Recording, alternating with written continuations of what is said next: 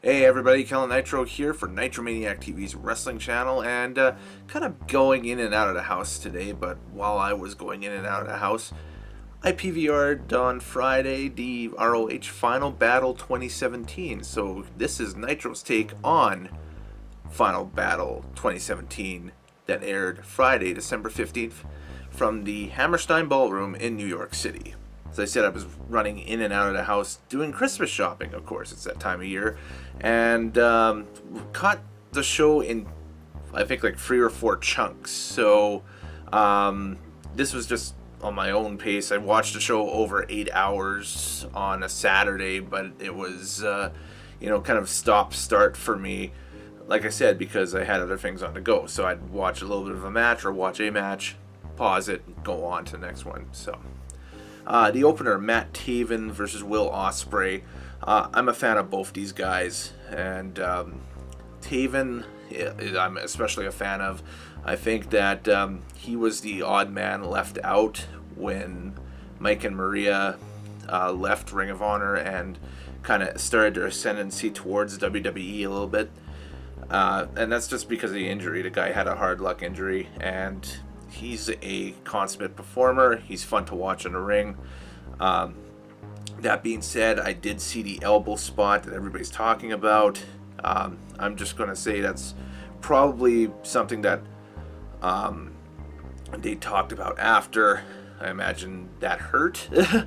And, it's just one of those things where, it's not ballet, it's wrestling. So I'm going to let those two as professionals talk about it more and everything. It doesn't really bother me much either way. Still like both guys. So, and Tevan got the win and promises that the next time Final Battle is held, which will be in 2018 obviously, that he'll be in a championship match and he'll be leaving Final Battle with the belt. So looking forward to that in 2018 for sure.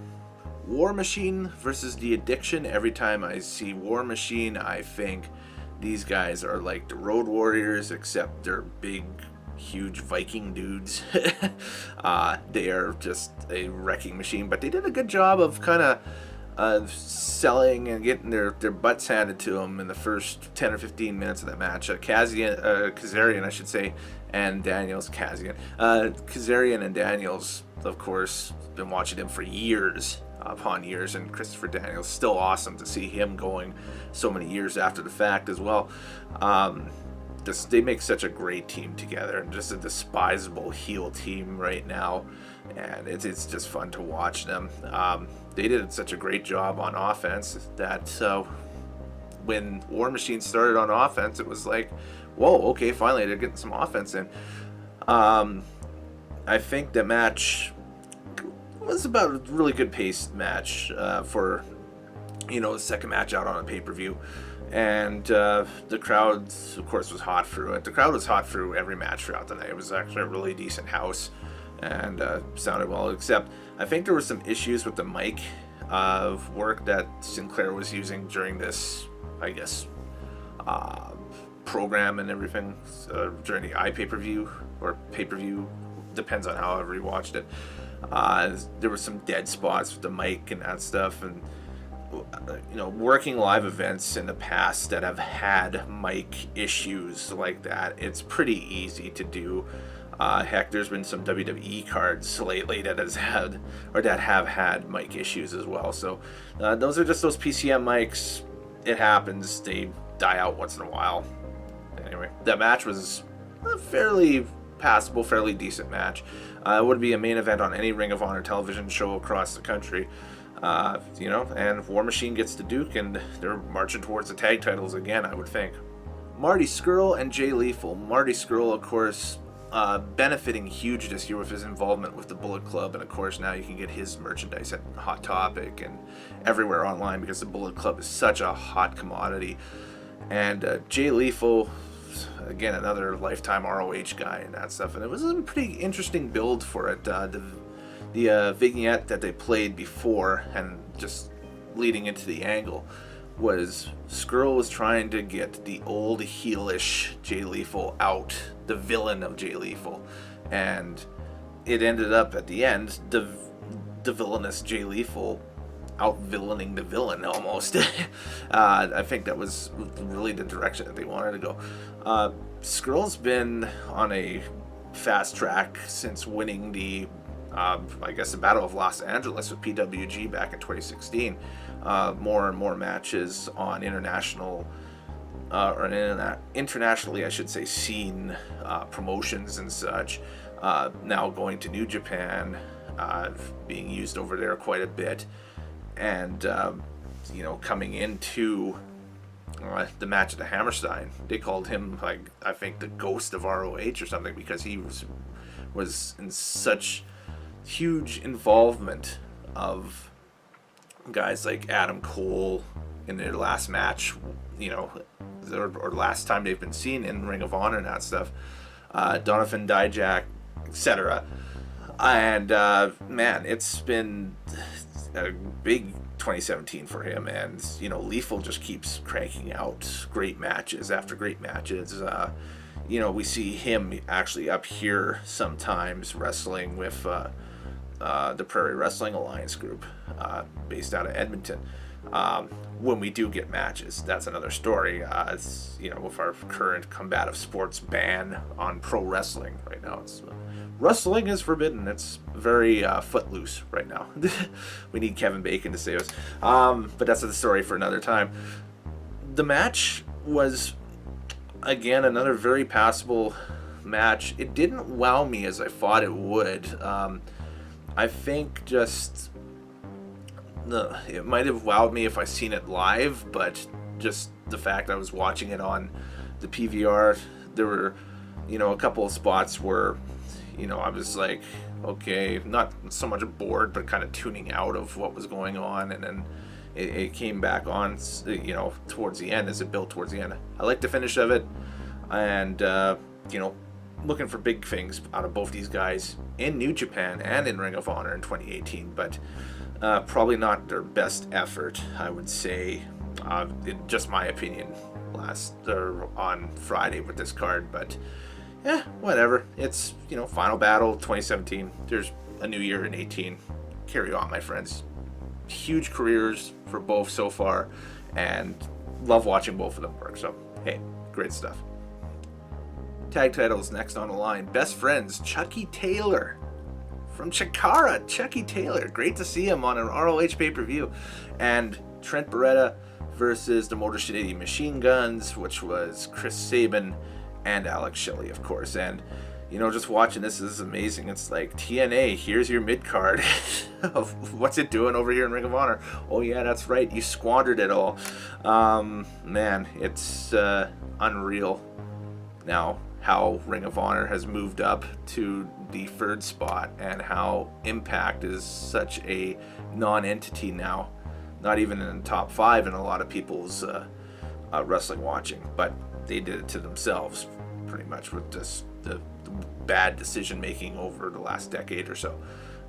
It's going to take a lot for them to turn it around, but that's again another story for another time. Ring of Honor now is sailing along, and they're sailing along because of matches like this. This was a very technically sound, very passable pay-per-view quality tag team match. This would pass on any WWE pay-per-view as a match of the night contender. I really enjoyed this match. I think that the Best Friends team might be looking in 2018. I think they're building towards maybe a split of that team and a feud between Beretta and Chucky T after this, just because of Beretta's, I guess, emoting after the match and a few other things. But I think that the Machine Guns right now are firing on all cylinders as a team unit, and that's good to see, as being a longtime fan again of Shelley and Sabin going forward. They have to be a hell of a live act to see live. Maybe that's something to put, like, bucket list to see these guys, at an indie show or something, right? And Beretta and Chucky T, I would imagine there's going to be a rematch for these tag titles along the line, or there's going to be a multi-team match or something involving these teams again. But I wouldn't mind seeing a rematch. These guys actually did a really respectable job. It was my pick as my favorite match of the entire pay-per-view, and I was watching it and was like, yes, great, awesome stuff. I think it was the way a tag match should be, so, kudos to them. Alright, the multi-man match for the ROH TV Championship. First of all, great to see Silas Young walk out with the title, and there's already an angle in the works there with him and the Beer City Bruiser. It's going to be probably a thing where either Silas dumps the Bruiser or the Bruiser turns on Silas during the match. Either way, looking forward to see whatever comes out of that in 18. Punishment Martinez. I think this was the first time I really seen him wrestle live on. I always seem to miss him when he's on ROH TV. So this is like the first time I got a chance to see the act and the gimmick live, and it's uncanny, and people hate me for saying this, but it's uncanny how close it is to the Baron Corbin character in WWE, whereas Corbin is just more of a kind of a bully-esque super heavyweight, and Martinez is kind of working towards like the supernatural cult leader, super heavyweight heel, I guess, out of that. At least I gauged him as a heel, but it's so hard to tell with Ring of Honor fans because they'll cheer the heels as loud as they cheer the faces, right? I think Martinez has the moveset that a lot of fans wish Corbin would have as a wrestler, and then they could really get behind Corbin as a legit main event star. Whereas whenever you watch a Corbin match, it seems like, okay, something's missing. And the thing with Martinez is the look still is kind of, still kind of a little early 2000-ish Blade / Spawn superhero-esque bad guy. And unfortunately, that's not really in with a lot of people now. A lot of people now are into the the superhero dramas and stuff like that, and it kind of going back to the more outlandish looking heels and faces as it is. So I think that might be the only thing that really hinders him. But the just commanded that match and took it over at certain points too. So I enjoyed watching it. I enjoyed watching this four-way elimination for sure. And pretty cool that Silas gets a chance with the TV belt, and I think with the gimmick and everything, hey, thumbs up, good stuff. So what was advertised as Bully Ray's final farewell match in ROH was a New York City street fight where he tagged with Tommy Dreamer versus Mark and Jay, the Briscoe brothers. And I've been a fan of the Briscoes dating way back to the first DVDs Ring of Honor put out in 2002. It was amazing to me that kids that young got a chance to wrestle on independent shows that size back then. But they were a solid team back then, and just now when they re-showed back up in Ring of Honor and on the scene in about 2006, 2007, it looked like that, man, something had happened, and they just filled out like they were huge dudes then.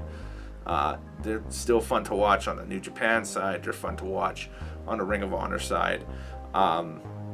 First time in a while I got to see them as heels too, so it was pretty cool to see them work under no filter, just straight heel. This was an old school ECW-esque hardcore match from the beginning, with a comedy gag spot with lightsabers and stuff, because it's a Tommy Dreamer hardcore match. They're Star Wars fans, there's got to be lightsabers. So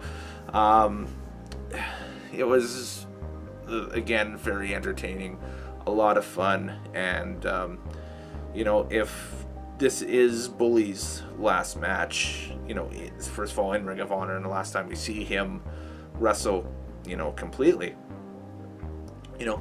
hey, it's a good way to go out, get the team with like your best friend and go out there and tear it up one more time. So, kudos to you, sir, and thank you for the years of entertainment you have given us, the fans. and the followers of wrestling for years, whether as Bubba Ray Dudley, as Brother Ray, or as Bully Ray.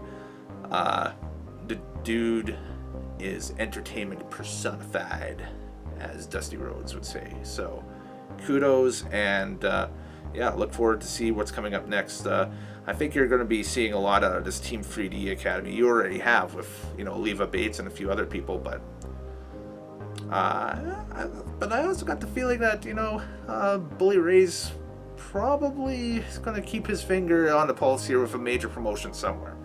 I just got that feeling. I think we haven't seen the last of him. We might have seen the last of him as an in-ring competitor, but I think we'll see him somewhere down the line, maybe as a manager or an authority figure or something, for sure. Ring of Honor has a six-man title? That was my reaction to the six-man title match. I was like, wow, okay, so they're mirroring New Japan with the never openweight thing. I'd have to go back and see who had theirs first, if it was New Japan six-man or Ring of Honor six-man, because I don't remember, and this is the first time I watched Ring of Honor in a little while, was, in the weeks leading up to this pay-per-view and this pay-per-view that just passed. And I was like, wow, so they have a six-man belt. Interesting. But the Hung Bucks of Paige and Matt and Nick Jackson retain over Flip Gordon and the CMLL team of Titan and Dragon Lee. And yeah, there were flips, there were high spots and people jumping off of high things and such, and it was the type of match that, okay, you expect that with 5 out of the 6. I had no idea that Adam Page had that repertoire to him, but I was very eye-open during that the dude that large could move around that quickly too. So kudos to him as well. He's just he's like the mixture of like a Barry Windham and Stan Hansen, but he can do high spots. It's crazy, just a crazy cowboy, which is great.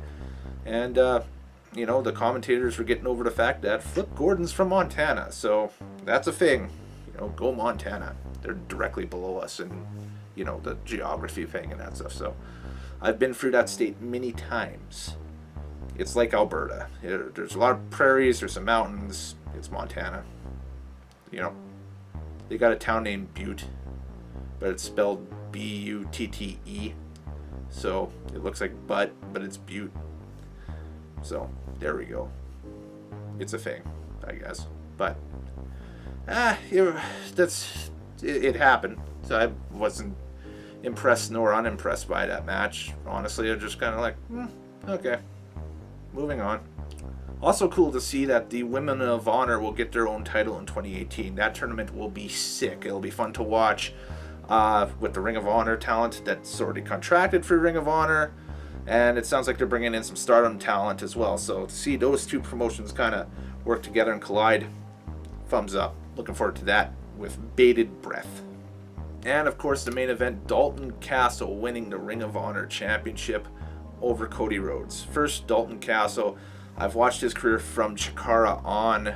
He was smooth sailing Ashley Remington in Chikara, and now with the Dalton Castle gimmick, and they said it on the broadcast after he won the title, it's like a Freddie Mercury 70s glam rock-esque type character. If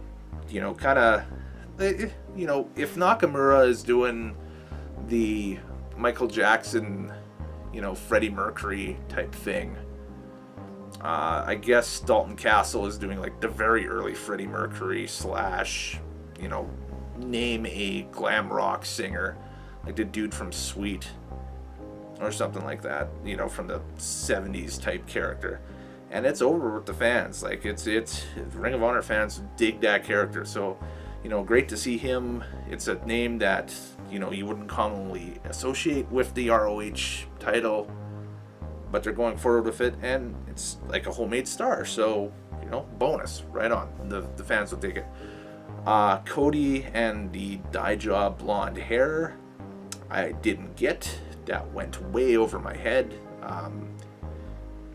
Sorry guys, I he looked like Ziggler when Dolph debuted in 07 or 08 with the Ziggler gimmick.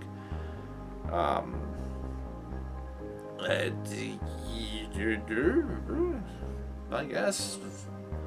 But I saw a side-by-side after of the natural Dustin Rhodes in WCW 91 and what Cody looked like, and yeah, they're related, so it's a thing, I guess.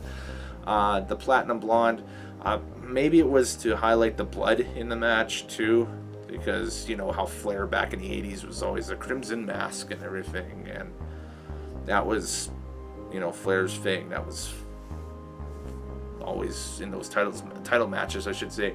He'd get gashed on the forehead and that stuff, or do the with the blade, and it was like the bloody blonde and red mop, right? So maybe it was an homage to that or something. I went over my head a little bit, but I thought that match too also went a little bit quicker than I would expect out of it. If it was over 20 minutes, I'd be really surprised. It felt more like 15 or something, so they were really running them through. Have not done a runtime on the show yet, but I think it clocks in at just under 3 hours. I know they had more time budgeted on the pay-per-view service that I used. I think they had all the way up to, I think, even an hour beyond, so I don't know if they just gave them a vague time or what. But the show is rather passable. It's a rather digestible show. I'm going to give it a 7 out of 10. Just after not really watching Ring of Honor in a while. It's a good introductory back to where everybody is. But it lacked the real punch of past Final Battle cards. You didn't have, obviously, the Steen Generico-esque type heat going into any of these angles, I don't think. But that's just, stuff you got to work on for 18. That's it. So, all right. Well, this was a bonus for everybody this weekend because Clash of Champions is tomorrow, and I really don't have a real good feeling, I should say, about that card. I think that this one might be the better of the two, but we'll see. I'll be here anyway, giving my thoughts about it at all, and this one's got a ball on it that I just want to bop around in my head. So anyways, I'm Kellen Nitro. Thank you for watching. Happy wrestling watching. Later days. Please like and subscribe. Share this video around. If you disagree with me, comment below and tell me which aspects you hate about it. Or if you agree with me, tell me which aspects you love about it. We'll catch you guys next time, and stay safe out there in the malls and Christmas shopping and stuff. And don't get trapped into a hot topic. You'll buy more wrestling merchandise. Or if that's a good thing, great. See ya.